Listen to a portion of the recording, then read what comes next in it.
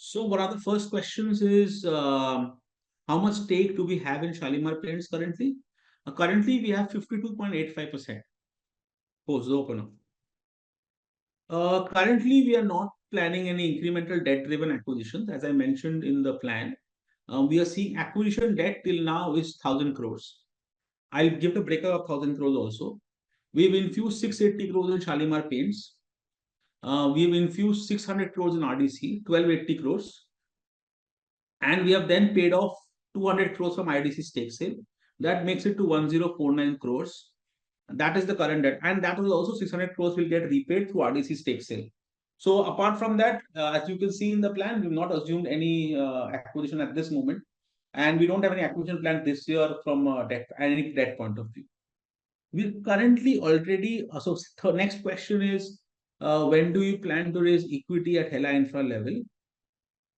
So currently we are already under discussions with few funds. We also want to launch a formal process. This will be sometime this year, and we'll keep the UB team updated on this. Obviously, it's early stage on our discussions, so we don't want to, but we're already under discussions with a couple of funds, and we'll keep the UBC updated on this. But we've not assumed it in our any of the plans that we mentioned right now to you. What we discussed was that we are currently at 14,000 crores. We'll move up to 18,000 crores. Working capital will move up from 3,400 to 4,100. That increase is already considered in the first line item, revolving CCWCDL lines. So that 800 crore increase is already considered. If you look at the 1,500 crore number, that's moving to 2,900. So 800 due to the working capital increase, and balance because we are replacing 600 crores due to the replacement of NCDs. So it's a 1,400 crore increase in working capital debt, 600 replacement of NCD used for working capital, and 800 due to new working capital. Both of them are considered in the plan. So next question was on refinancing and cash liquidity. Okay, fine. I'll take you through this. So what we are saying on refinancing is that someone wanted to understand it again, that we have 1,700 crores of NCDs, 1,000 crores has gone into acquisition finance, 675 crores went into working capital. And we have 834 crore repayment this year. Now the 834 crore repayment this year, the way we are looking at it is either we'll replace 600 crores which has gone into working capital through working capital lines, which is non-amortizing working capital lines. Out of that, we've already raised 160 crores in April. One bank has already disbursed. Another bank has already enhanced. 50 crores getting disbursed this month. Another 50 is getting disbursed first week of June. For balance, we have in principle sanctions, which we believe will be disbursed in June and July. Apart from that, we have 552 crores of non-lean cash on hand as on 31st March 24.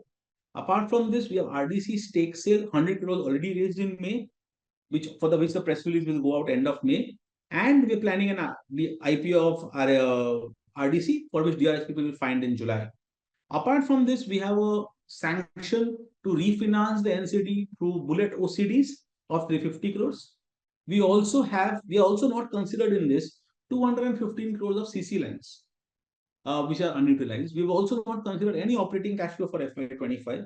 Also, we've not considered any NCD refinance through issuance of new NCDs. So let's leave out the new working capital. Let's leave out RDC stake sale of 500 crores IPO and leave out the new OCD. If all of this doesn't happen, if you look at the right-hand side corner of the table, base plan, we have existing cash in hand of 552, which is non-lean. We have unutilized CC of 215 crores. We have new CC already disbursed in April of 160 crores. We have enhancements already done by banks in May of 50 crores. And we've said RDC stake sale already has happened and money has hit the bank of 100 crores. Out of this total comes to 1077 and total repayment obligations is 834 crores. So even in the case that new working capital lines where we have received in principle sanctions don't crystallize and RDC IPO doesn't go through and the OCD and NCD new term sheets don't crystallize, we are well positioned without considering the operating cash flow of FY25 to meet debt repayment obligations of FY25. Any contingent liability expected to though there's no contingent liability because all liabilities are provided for. So if you look at our balance sheet of FY23, which is with the UB team, the auditors have specifically mentioned that conservatively, even though the demands are under appeal, we've provided for the entire demand in FY23 itself. So no further demand is expected. It can only go down. So the capex plan for this year will be close to 400 crores across the year for 25. This includes term sheets, disbursement already where banks have sanctioned, and some disbursement will happen this year. This is primarily for putting up some capacities. This is a consolidated picture. So a large part of this is, if you look at the RDC, when we looked at it, we said RDC will put up 45 plants this year. So RDC, each plant costs around 4.5 to 3 crores, 4.5 to 5 crores.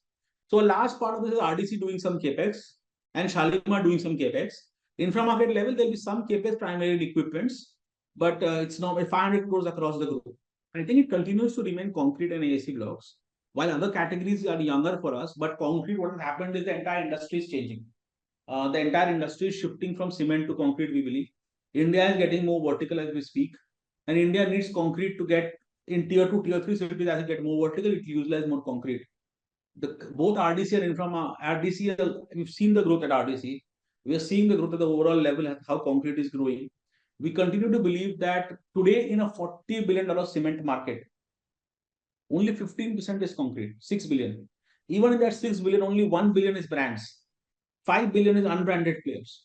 If you now look at the global scenario, 85-90% is concrete. India is only at 15%. We think this as the cement moves up, because India's cement also per capita consumption, India is the lowest in size of economies. As cement overall consumption moves up and concrete penetration within cement moves up and brand penetration within concrete moves up, we'll see a substantial improvement in concrete. So concrete and AAC blocks are the two of the high growth stories for us. AAC block is a high profitability business also, and it is one of the best ROCEs in the industry. And one of the advantages we have is we are an early mover and we are a category leader there. So I think both these categories we are very bullish.